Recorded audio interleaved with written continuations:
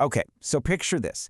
You've got a people who are absolute masters of the desert. They know the sand, the heat, the survival, everything about the land. Now, what if I told you they decided to take on an empire that had ruled the seas for 700 years? Sounds impossible, right? Well, this is the incredible story of how a prophecy, one super persistent governor, and a totally wild idea changed the course of naval history forever. And it all kicks off with this: a vision, a prophecy. One morning, the Prophet Muhammad woke up smiling and told his aunt, Haram, that he'd seen his followers sailing into battle on the ocean, looking like kings. She, right away, asked, "Can I be one of them?" And he promised her that she would be. That one moment, that one promise, planted a seed that was about to change everything. So that brings us to the big, kind of unbelievable question at the heart of all this.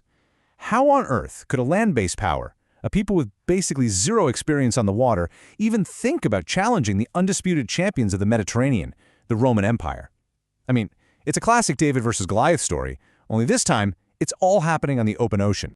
To really get just how huge this challenge was, we need to understand the playing field. And believe me, it was not a level playing field. One side had literally all the advantages at sea, while the other, well, they had a prophecy. You've got this incredible contrast, right? On one hand, the new Muslim empire, they were unstoppable on land, just sweeping across entire continents. But the sea, that was their great unknown, their big weakness. And on the other hand, you have the Roman Empire. Sure, their power on land was fading a bit, but the Mediterranean, that was their backyard. It was their personal lake, and their navy was the lock on the door. 700 years. Just let that number sink in for a second. For 7 centuries, if you were sailing on the Mediterranean Sea, you were in Roman territory, period. Their naval traditions were ancient, their sailors were the best on the planet, and their fleet was the stuff of legends. They didn't just rule the waves, they practically were the waves.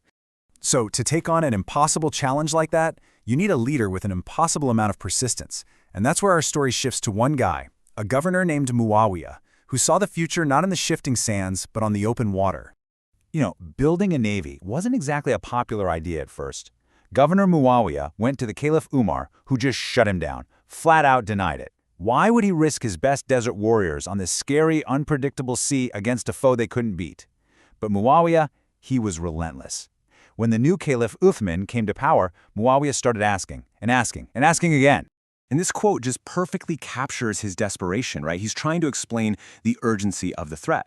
In one of his letters, he argued that the Roman island of Cyprus was so close to their shores that we can hear the barking of their dogs. The Roman threat wasn't some far-off thing, it was right there, using the sea as a highway to raid their coasts. So finally, Caliph Uthman said yes, but he had this really weird condition that we'll get to in a minute. But first, they hit a huge snag.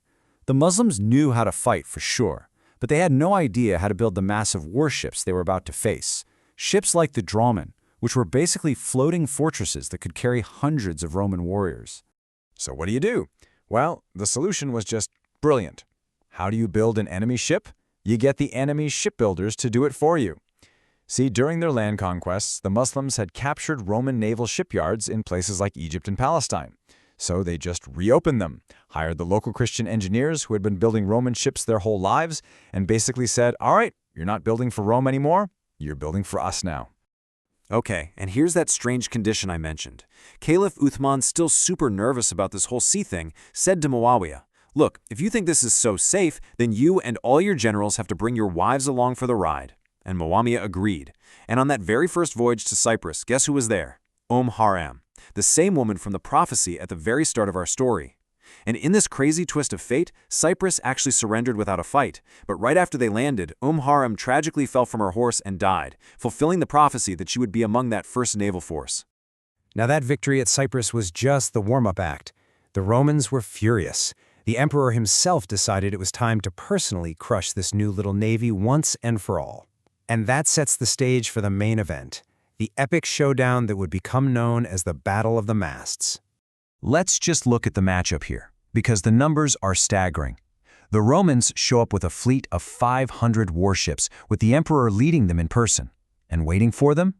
A Muslim fleet of just 200 ships, commanded by a couple of generals who were new to this whole naval warfare thing.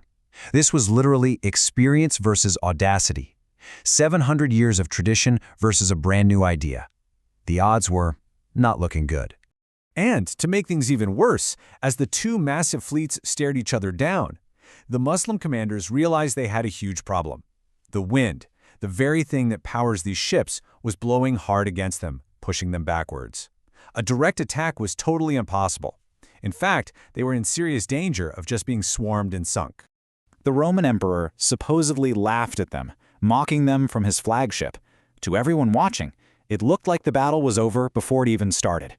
So, was this it? Was that whole prophecy just a nice dream? No.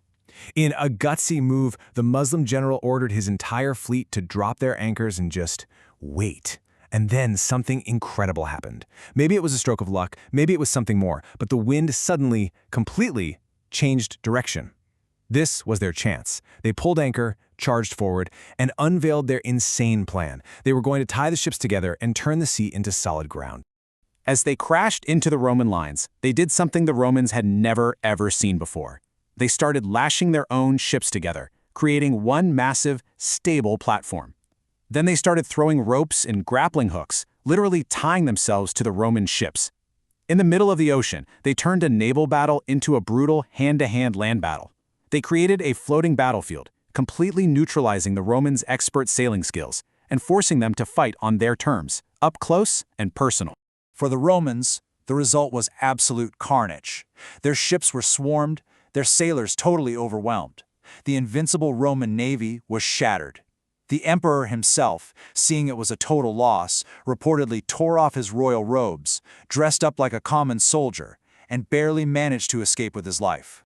The Battle of the Masts wasn't just another victory. It was like an earthquake that shifted the entire balance of power in the world. But what happened next was a plan so ambitious, so massive, that most people have never even heard of it. And just like that, the world had changed. In a single afternoon, 700 years of Roman naval supremacy was broken. The Mediterranean was no longer a Roman lake. A new naval power, born from the desert, had arrived on the scene, and things would never be the same again. So with this newfound control of the seas, Caliph Uthman drew up a truly breathtaking plan. He sent a map and a letter to his governors laying out the next chapter.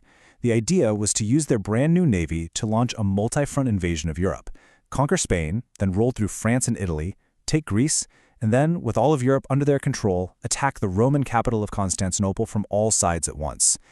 It was a strategy that could have completely redrawn the map of the world as we know it today. But it was never meant to be. Shortly after coming up with this grand plan, Caliph Uthman was assassinated during a period of internal conflict, and when he died, the grand plan died with him. So, what's the big takeaway here? A prophecy turned into reality, and a group of desert warriors became masters of the sea, breaking an empire that had ruled for centuries. But it leaves us with one of history's biggest what-ifs, doesn't it? What would our world look like today if that final massive plan had ever been put into motion?